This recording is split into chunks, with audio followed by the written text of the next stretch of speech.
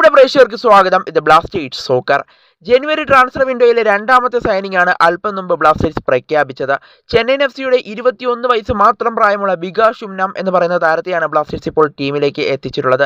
Kerala Blasters വിട്ടുപോയ Indian super താരമായ Pritam കോട്ടാലിന് പകരക്കാരനായിട്ടാണ് Vikas ഷുംനാമിനെ Kerala Blasters ഇപ്പോൾ എത്തിച്ചിട്ടുള്ളത്. എന്തായാലും താരത്തെ 2029 വരെയുള്ള വലിയൊരു കരാറിലാണ് ബ്ലാസ്റ്റേഴ്സ് എത്തിച്ചിട്ടുള്ളതും.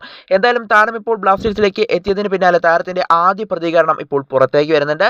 എന്തായാലും വികാസ് ഷുംനാമിന്റെ പ്രതികരണത്തിലേക്ക് കടക്കും മുമ്പ് നമ്മുടെ ചാനൽ കണ്ടുപോകുന്ന ഏകദേശം 80% പേരും ചാനൽ ഇതുവരെയായിട്ടും ഒന്ന് സബ്സ്ക്രൈബ് ചെയ്തില്ല. അതുകൊണ്ട് തന്നെ എല്ലാവരും നമ്മുടെ ചാനൽ ഒന്ന് സബ്സ്ക്രൈബ് ചെയ്തൊരു വീഡിയോ കാണാൻ ശ്രദ്ധിക്കുക.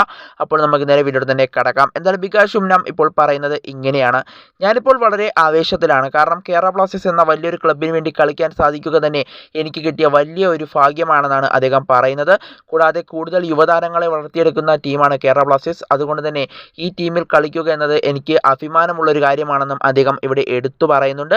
കൂടാതെ ഇനി അങ്ങോട്ടുള്ള മത്സരങ്ങളിലും അതുപോലെ തന്നെ ഇനി വരാൻ പോകുന്ന സീസണുകളിലുമൊക്കെ ബ്ലാസ്റ്റേഴ്സിനായി മികച്ച പ്രകടനം തന്നെ എനിക്ക് കാഴ്ചവെക്കാൻ സാധിക്കുമെന്ന് ഞാൻ പ്രതീക്ഷിക്കുന്നതായും അദ്ദേഹം ഇപ്പോൾ പറയുന്നുണ്ട്. എന്തായാലും ബ്ലാസ്റ്റേഴ്സിനായി മികച്ച പ്രകടനങ്ങൾ തന്നെ ഇനി അങ്ങോട്ടുള്ള മത്സരങ്ങളിലും അതുപോലെ തന്നെ ഇനി വരാനിരിക്കുന്ന സീസണുകളിലും നടത്താൻ അദ്ദേഹത്തിന് സാധിക്കുമെന്നുള്ളൊരു പ്രതീക്ഷയാണ് അദ്ദേഹം ഇപ്പോൾ പങ്കുവയ്ക്കുന്നത്. കൂടാതെ കേരള ബ്ലാസ്റ്റേഴ്സ് എന്ന വലിയൊരു ക്ലബിന് വേണ്ടി കളിക്കുന്നത് അദ്ദേഹത്തിന് ഏറ്റവും വലിയ സന്തോഷമാണെന്നും പറയുന്നുണ്ട്. കൂടാതെ യുവതാരങ്ങളെ നല്ലതുപോലെ വളർത്തിയെടുക്കുന്ന ബ്ലാസ്റ്റേഴ്സ് എന്ന ടീമിൽ കളിക്കുന്നത് അദ്ദേഹത്തിന് ഏറെ അഭിമാനമാണെന്നും അദ്ദേഹം ഇപ്പോൾ എടുത്തു പറയുന്നുണ്ട്.